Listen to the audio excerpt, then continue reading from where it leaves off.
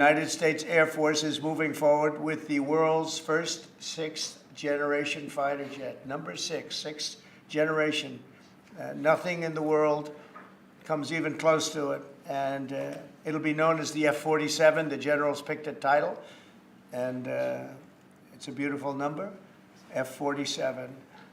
It's something the likes of which nobody has seen before in terms of all of the attributes of a fighter jet. There's never been anything even close to it, from speed to maneuverability to what it can have to payload. And this has been in the works for a long period of time. After a rigorous and thorough competition between some of America's top aerospace companies, the Air Force is going to be awarding the contract for the next generation air dominance platform to Boeing. As you know, it was highly competed for. There was a lot of competition, generals, and it's been going on for a long time. Very, very tough competition, but this plane is produced numbers that nobody's ever seen before. The F-47 will be the most advanced, most capable, most lethal aircraft ever built.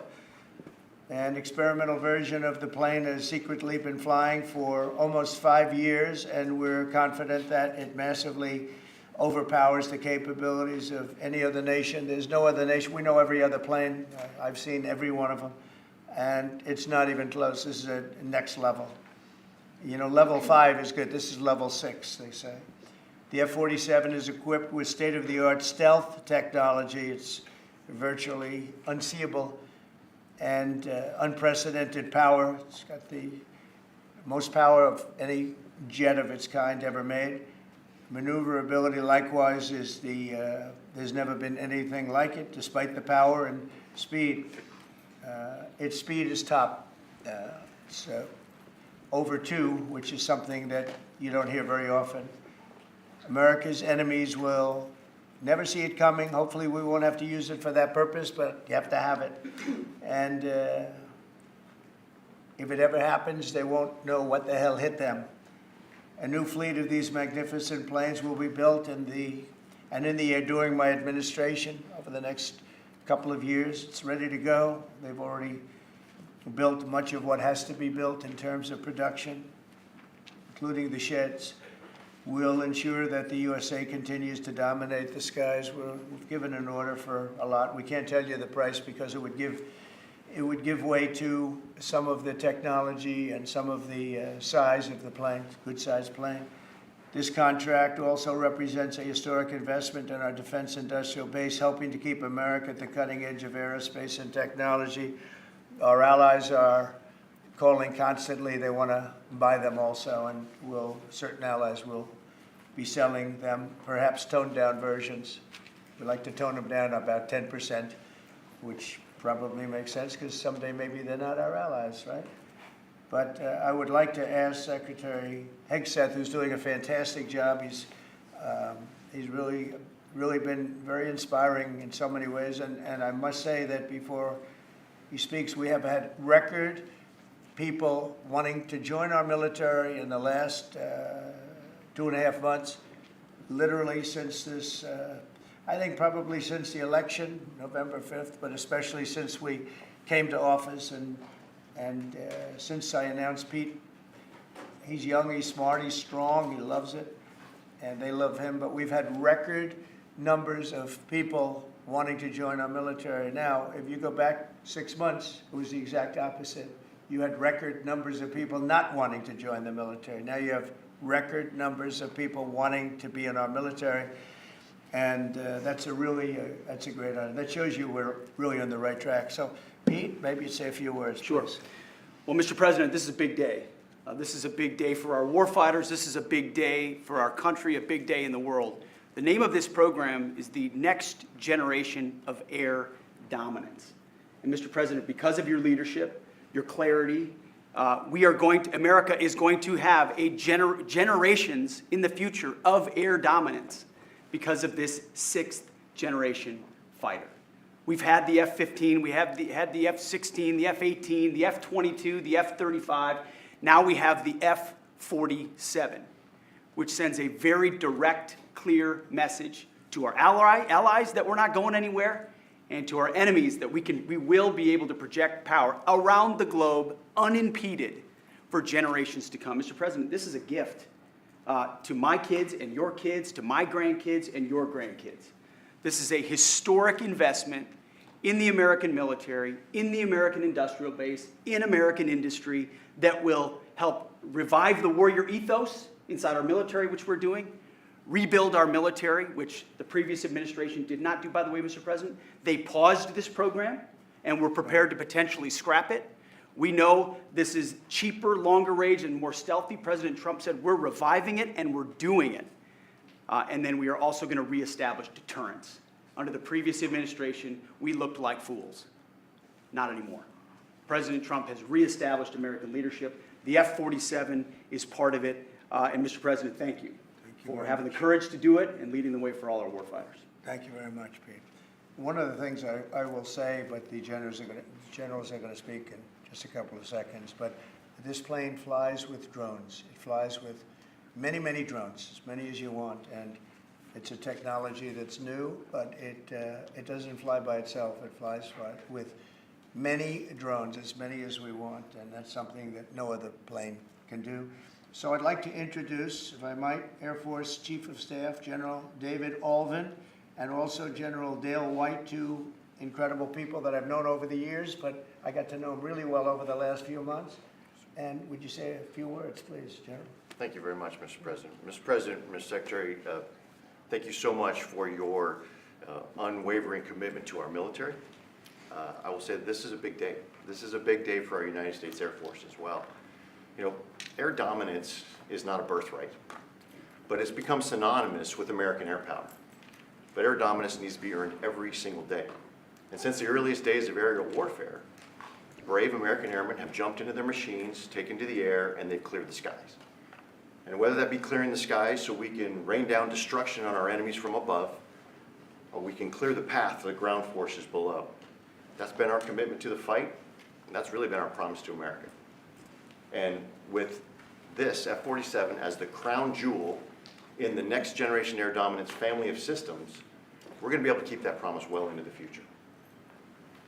I also want to thank everyone from industry and within government, our engineers, who have worked tirelessly on this program to bring it where we are right now today. This shows that American talent, American skill, and American determination are second to none, because this platform is second to none. So we believe that this provides more lethality, it provides more capability, more modernized capability in a way that is built to adapt. This, along with our collaborative combat aircraft the President talked about with drones, this is allowing us to look into the future and unlock the magic that is human-machine teaming. And as we do that, we're going to write the next generation of modern aerial warfare with this. This enables us to do this. The manner in which we put this program together puts more control in the hands of the government, so we can update and adapt at the speed of relevance, at the speed of technology, not at the speed of bureaucracy. This is more Air Force. This is more options for the President. We say as our mission in the United States Air Force is to fly, fight, and win air power anytime, anywhere. If you want to go anywhere, you have to have a platform that gets you anywhere. This provides the President options from the very one end, which is a quick response, and then we can get right back into fighting stance without having to deploy troops that are going to take maybe months and cost more lives. We can be back in fighting stance, and maybe we restore that deterrence. All the way to decisive victory as part of a joint force that is the most lethal and capable military ever known in history. That's what we provide now, and this allows us to provide it into the future. It's more deterrence, more capability. It's what peace through strength looks like into the future, Mr. President. And so we're very proud to do that. And all we can say is, on behalf of the United States Air Force, let's deliver. Thank you very much. Thank you, General. Would you like to say something? No, sir, I'll just double down what the chief said. He knows what to do. This is a generational He knows leap, who the boss and is. Look that's at exactly that. right. Air superiority is what it's all about, and this is what we'll deliver. That's great. Thank you very much. Great job. We've worked together long and hard on this, and this was a big secret. In fact, we don't show too much of the plane for that reason. You see what we show? You see how beautiful that is, but that's just a very small part of it. Sure. I wasn't surprised. I was wondering how much are you going to show when they came in with that. You see a wheel in the front? That's about it. Any questions? Mr. President President, Trump, Peter? is, 80,000 pages of documents is a lot to sift through. Yeah. Can you just tell us who killed Kennedy? Well, you know, I was given the task of releasing that because many presidents have gone through it and they haven't released. And I said, release. We even released Social Security numbers. I didn't want anything deleted. They said, sir, what about Social Security? People long gone, but they're long gone, so I can't imagine. But I said, if you don't delete it, if you do delete it, we have people are going to say, why did you delete it? There's something in there. So we gave Social Security, we gave everything. And the rest is for you to look at, Peter. You're going to see whether or not you see anything. But we've given it. We're doing it with Dr. Martin Luther King, too. They're preparing all of that. They're going to release everything. And whoever else they want. I mean, you know, we have nothing. We really have nothing to hide. We shouldn't have. You know, when a lot of time goes by. But with the Kennedy files, in particular, they were going crazy on them. I don't think there's anything that's earth-shattering, but you'll have to make that determination. In those, you know, it's 80,000. It's actually 88,000, and we have some additional things, as you know, come out today. And for that, you can go to the offices and you can see whatever you want to see. Everything is out there, totally open. The additional stuff is available later on today. You go over to the offices and you can have it immediately. And you'll make a determination. And on something else, these Tren de Aragua guys, because of your executive order, they are designated as foreign terrorists. Yeah. If ISIS or Al-Qaeda foreign terrorists were operating here in the United States, cops would probably be shooting first and asking questions later. And so what is the difference between terrorists, between somebody like an ISIS or an Al-Qaeda operative versus a MS-13 or Tren de Aragua? Well, these are people that focus on destroying people in their homes. They're not as international in that sense. They're a group of thugs. They come from Venezuela. They come from the prisons of Venezuela. They're very, very dangerous people, but they didn't look so dangerous when the guards took care of the situation from El Salvador. And I want to thank the president. He's a friend of mine. He's done a great job. But I just can't imagine that the Democrats are taking this issue where they want to have them back. You know, so now they have men playing in women's sports. They have transgender for everyone. They have open borders. They have all of their crazy policies that are, I think, 95-5, not 90-10, okay? And their new policy is, let's bring Tren de Aragua back into our country. Let's bring the worst. These are the worst gang members there are. They looked amazingly frail, though, by the way they were handled. It's very amazing. You know, they weren't, when they were in Colorado cutting the fingers off a man because he made a phone call to the police, they seemed a lot tougher then than they did when they were having their head shaved and they were in shackles. They're tough people. They're bad people. We don't want them in our country. We can't let a judge say that he wants him. You know, he didn't run for president. He didn't get much more than 80 million votes. And we just can't let that happen. It'd be so bad for our country. I won on the basis of getting criminals out of our country that were let in.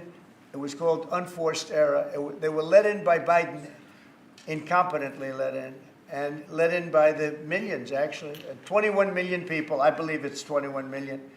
And that's not even including the gotaways, but these are rough people. We want them out of our country. And I won the election based at least partly on that, and that's a big part, yeah? Mr. President, there's something totally several families. I don't know if you saw this. Tim Walz is now saying about Trump supporters, and forgive me, I'm just reading a quote from Tim Walz, I think I could kick most of their ass. Oh, boy, he'd be in trouble. Is there any way to know? Well, he's a loser, you know, I mean, the guy's a loser. He lost an election. He played a part. You know, usually a vice president doesn't play a part, they say. I think Tim played a part. I think he was so bad that he hurt her. But she hurt herself, and Joe hurt them both. They didn't have a great group, but I would probably put him at the bottom of the group. Have you heard that Biden wants to get back involved for Mr. Democratic President. politicians, fundraising and campaigning against your policies? What do I you think hope of so. I hope so. Mr. Mr. President, there are President, several the families, US Mr. planning President, there are China families acquisition. from some of the Who are you people, with? I'm with La Nación newspaper from Argentina. There are families from some of the people that were on those flights to El Salvador, that claim that they're not criminals, they're not members of Tendagua, of MS-13. What can you tell them, and what guarantees can you give them that everyone in those planes were actual criminals, terrorists, as you said? Well, I was told that they went through a very strong vetting process, and that that will also be continuing in El Salvador. And if there's anything like that, we would certainly want to find out. But these were a bad group. This was a bad group, and they were in bad areas, and they were with a lot of other people that were absolutely killers, murderers, and people that were really bad, with the worst records you've ever seen. And but we will continue that process, absolutely. We don't want to make that kind of a mistake. Is the U.S. planning to give up the position of NATO's Supreme Allied Commander, and if so, why? NATO is something that I saved. NATO was gone until I came along. In fact, the previous Secretary General, very good man, both of them are good. The current man is fantastic. But both of them have said, if it wasn't for Trump, you wouldn't even have a NATO, because we were paying the cost of almost all of the countries, and now they're paying. I said, we're not going to do this. We're not going to continue. You hurt us on trade. You do bad things on trade, and then on top of it, we're supposed to pay for your military. And because of what I did, hundreds of billions of dollars flowed into NATO by countries that just weren't paying. They were delinquent. They weren't paying their bills. So NATO is solid. They're strong. But they have to treat us fairly. Are we going to give up the... Because look, without us, NATO's not the And we're same giving- thing. we're And I giving- can tell you, I've been having very good discussions, as you know, with President Zelensky and with President Putin. And President Putin will tell you that without the United States, he wouldn't be worried. But he is worried when the United States is involved. And I have to tell you, I've dealt very well with both gentlemen, and we have, I think we have the confines of a deal. I hope we have the confines of a deal. I'm doing it for two reasons. Number one, and by far most importantly, thousands of young people, and they're not American people, they're Russian and they're Ukrainian, are being killed every week, thousands a week. And also the United States has paid, because of Biden, $350 billion on a war that should have never happened. If we had a competent president in this, sitting right here, that war would have never happened. It would have absolutely never happened with me. And it didn't happen. For 4 years, it didn't happen. Mr. President, do you think you have the authority, the power to round up people, deport them, and then you're under no obligation to a court to show the evidence against them? Well, that's what the law says, and that's what our country needs, because we were, unfortunately, they allowed millions of people to come into our country, totally unvetted, totally unchecked. So you ought to ask, did he have the authority to allow millions of people? Did Biden have the authority to do something that's unthinkable? Have open borders where millions of people poured into our country, totally unvetted and totally unchecked, just as you would say. And many of those people were criminals. Many of them were from jails and prisons and mental institutions and gang members and drug dealers and very dangerous people. Many were murderers. We have 11,088 that we know of murderers they murdered. Of that number, at least half killed more than one person. They're in our country. They're in a location near you. Biden allowed that to happen to our country. And his people that really ran the country. And the person that operated the auto pen, I think we ought to find out who that was, because I guess that was the real president. So when you ask me if we have the authority, did Biden have the authority to allow millions of people to come into our country? Many of these people, hardened criminals at the top of the line, who have caused tremendous damage in our country. You see them in New York City fighting with our police. I mean, literally having fist fights in the street with our police. These are tough, hard criminals. Many of them came out of jails, and not just South America, from all over the world. They came out from Africa, from the Congo. They came out from Asia. Not just South America, but many from South America. These are hard, tough criminals, and we have to get them out. And a judge sitting behind a bench someplace got a nice appointment. You can't take that away from the people that are responsible. Now, in this case, Marco Rubio has a lot of big decisions to make, and he's a fantastic person, a great man. I think he'll be our best. I think he has a chance to be our best Secretary of State. He's been doing incredibly. He works so hard. He's gone to so many different countries already. And he's got the authority to get bad people out of our country. And you can't stop that with a judge sitting behind a bench that has no idea what goes on, who happens to be a radical left lunatic. Do you think the judiciary is You guys today are denying this New York Times report that Elon Musk was going to be shown a 20 to 30-page presentation about a theoretical war plan against China. Why not just show it to Elon? Because I don't want to show it to anybody. You know, you're talking about a potential war with China. Now, I deal with these people all the time, and I'm dealing with Pete. I'm dealing with these gentlemen on numerous different airplane purchases, and I think they're all going to be great. But I don't want other people seeing, anybody seeing potential war with China.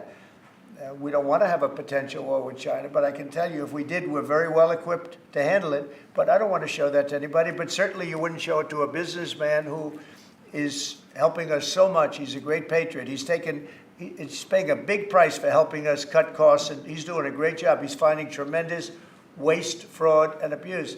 But I certainly wouldn't want, Elon has businesses in China, and he would be susceptible perhaps to that. But it was such a fake story. The New York Times is just as fake as CNN and MSDNC. And anybody read that story, people laughed at that story. Who would do such a thing? And the first thing I did is I called Susie and I called Pete. I said, is there any truth to that? And they said, it's ridiculous. No, he's over there to talk about costs. You might want to address that, Pete. But Elon was over there today to address costs. Doge, thing called Doge, which you've heard about. Pete? That's exactly right, Mr. President. You pointed out it was a fake story. We pointed out it was meant to sort of undermine whatever relationship the Pentagon has with Elon Musk. Elon Musk is a patriot. Elon Musk is an innovator. Elon Musk provides a lot of capabilities our government and our military rely on, and I'm grateful for that. We welcomed him today to the Pentagon to talk about Doge, to talk about efficiencies, to talk about innovations. It was a great informal conversation. The rest of that reporting was fake. There was no war plans. There was no Chinese war plans. There was no secret plans. That's not what we were doing at the Pentagon. I might add that I think Elon, if they ever wanted to do that, I think Elon wouldn't do it. I think he wouldn't do it. He wouldn't want to put himself in that position. But if you read what's out of the New York Times, it's such a dishonest newspaper. It's such garbage. It's, it used to be called all the news that's fit to print. Well, it's all the news that's not fit to print. They have fake sources, or they don't have sources. I think they make most of it up. But this was a made-up story by the New York Times. I call it the failing. It's a failing newspaper. It's failing. And they shouldn't do that. They really are the enemy of the people. And something else. We do need honest journalism in this. We've made such big strides over the last 2 months, but we just need honest journalism, and we don't have it. When you have a CNN, you have to watch these people every once in a while just to see where they're coming from, and it's so dishonest. MSNBC is, I think, probably worse, and they're both doing horribly in the ratings. I think they're going to be turned off. I don't think, they're not doing any ratings. You're doing well in the ratings. Thank you. I'll pass it on. I understand that your trade rep is meeting their Chinese counterpart next week. Yes. Is there anything that they can do to stop April 2nd or to roll back the tariffs that you put on China already? Well, we can talk, but basically, I call April 2nd. I would have made it April 1st, but I didn't want to be April Fool's Day because then nobody would believe what I said, and they do believe me. April 2nd is going to be Liberation Day for America. We've been ripped off by every country in the world, friend and foe. We've been ripped off on trade. We've been ripped off on military. We protect people, and they don't do anything for us. It's just so unfair for years and years. And now some of that money is going to be coming back to us in the form of tariffs. Tens of billions. It's going to be numbers like nobody's ever seen. So NVIDIA announced today, you saw that, hundreds of billions of dollars of investment. The biggest chip maker in the world announced hundreds of billions of dollars of investment. Hundreds of billions, not millions, but billions. They're all coming here. Apple just announced $500 billion worth. They're going to build plants here. They built their plants in China. They're going to build them here. And they're starting immediately. We have investment, the likes of which this country has never seen, already announced. And they all want to have news conferences. I don't have enough time to have that many news conferences, but I would say so far at least $4 trillion. $4 trillion is coming in. Car companies, very importantly, a lot of the car companies that were going to build in Mexico or Canada are now building here. Because I don't want cars from Canada. I don't want cars from Mexico. They want to do it, it's fine. But I want the car companies to build here, not, you know, they were building in Mexico 3 plants, big plants, really big plants, and they were going to sell the cars right across the border. We wouldn't have the jobs, we wouldn't have the profits, we wouldn't get the taxes, we get nothing. All we get is unemployment and empty factories. Those days are over. So now those 3 places are going to build here, but many more than that. We have a big one. Honda is building, just announced a really big plant in Indiana, great state, smart place to build. And we have many car companies coming here. The steel mills are going to be booming, And many other things, you know, many other things come with that. But we need that for defense. You know, there are certain things you have to have. You have to have steel. We would have had, if I didn't do in my first term tariffs to stop the onslaught, because they were dumping steel in order to destroy our steel plants. If I didn't do 50% and even 100% in certain cases tariffs on steel, you wouldn't have a steel plant in the United States. And Biden was unable to get rid of those tariffs because they threw off so much money that his numbers, which didn't work anyway, because his numbers were terrible, what he did, the way he spent money was so horrible, and what he allowed to happen to energy. That's the other thing. Energy is going to be like it's never been before. Mr. Vice President is here. If you have do you have anything to say while you're here? He's a very good Vice President. I'm just here to watch the show, sir. Okay. I think airplanes are pretty cool, so I want to go check this out. It is cool. Mr. President, President, would we to take off the trade war at this point, though? Well, I'll be speaking to President Xi. I have a great relationship with him. We're going to have a very good relationship. But we have a $1 trillion deficit because of Biden with President Xi. More than that. I mean, I've heard $1.2 trillion. We have a deficit. And I've explained that to President Xi. We also have a problem where he's allowing fentanyl to be sent into Mexico and then cross the border and, you know, killing. I think the number is much higher than the 125, 115 I think it's closer to 300,000 people a year. And so that's a problem. But they have a tremendous surplus against the United States, and we don't want that. President, why do you unveil Ukraine's power A number of industries have come to you asking for exemptions on tariffs. Is that something that is under consideration by you? Well, people are coming to me and talking about tariffs, and a lot of people are asking me if they could have exceptions. And once you do that for one, you have to do that for all. So, I mean, generally, I did something interestingly during 2 weeks ago.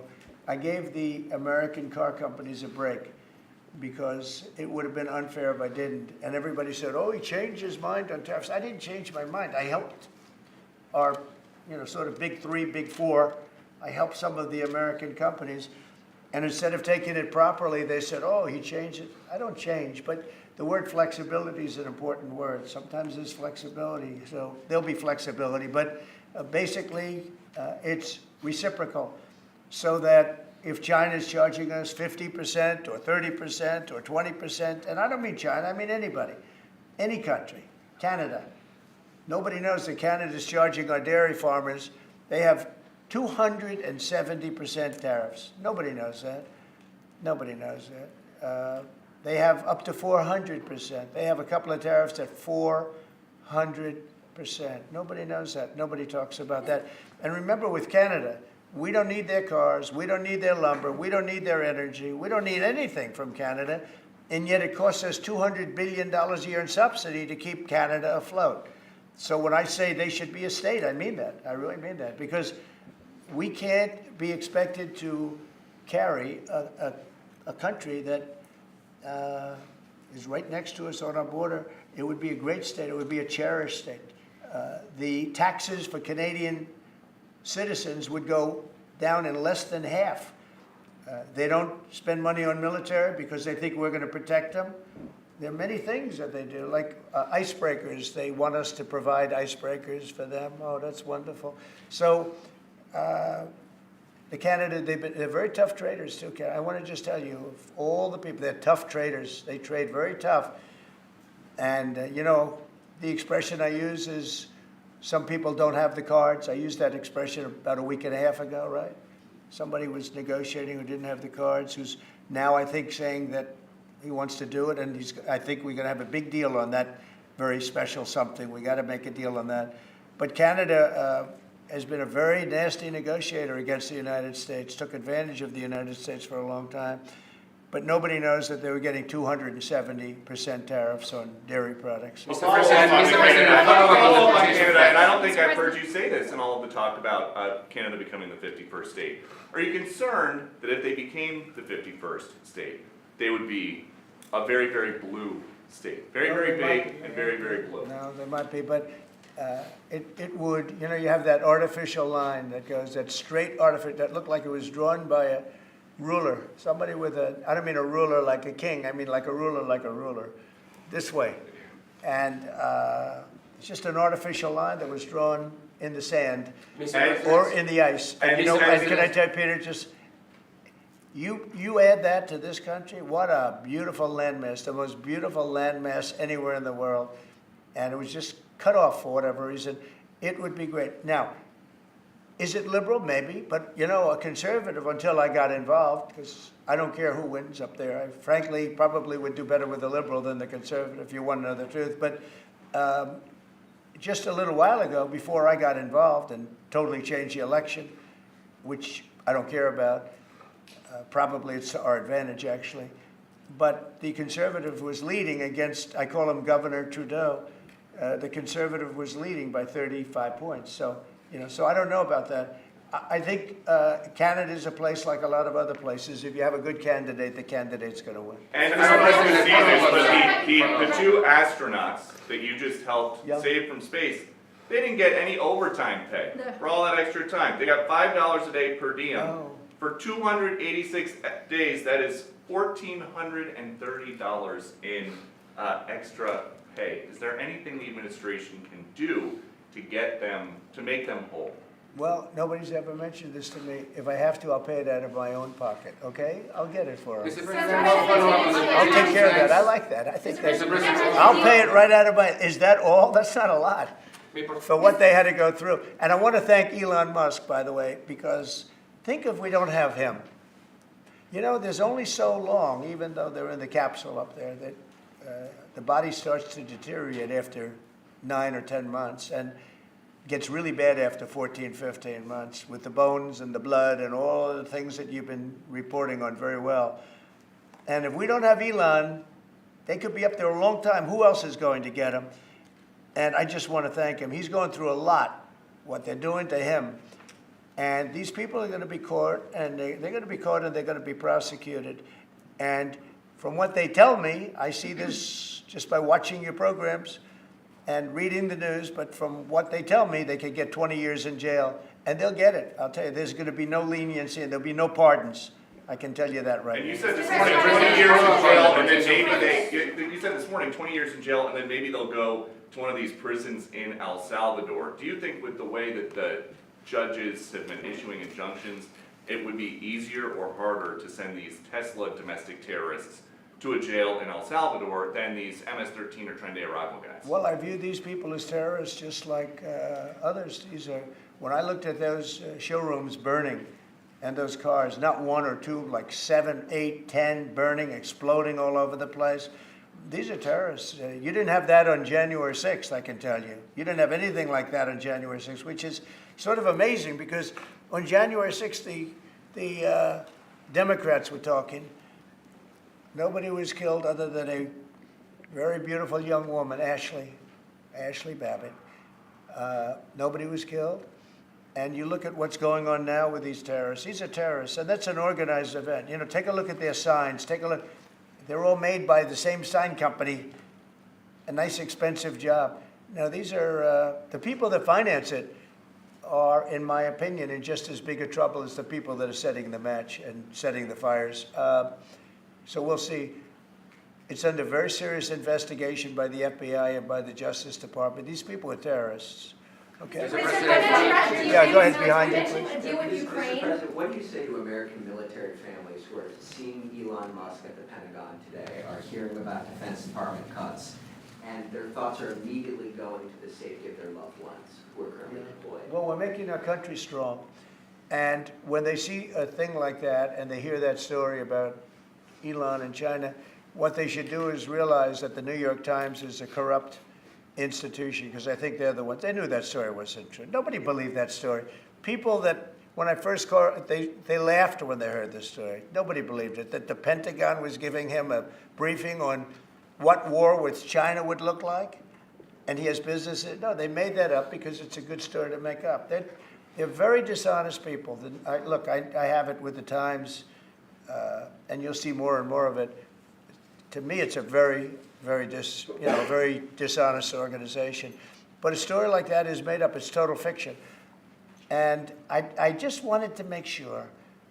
I called up Chief of Staff and I called up Pete, and I said, is there any truth to that? Absolutely not. He's there for Doge, not there for China. And if you ever mention China, I think he'd walk out of the room. He wouldn't take it anyway.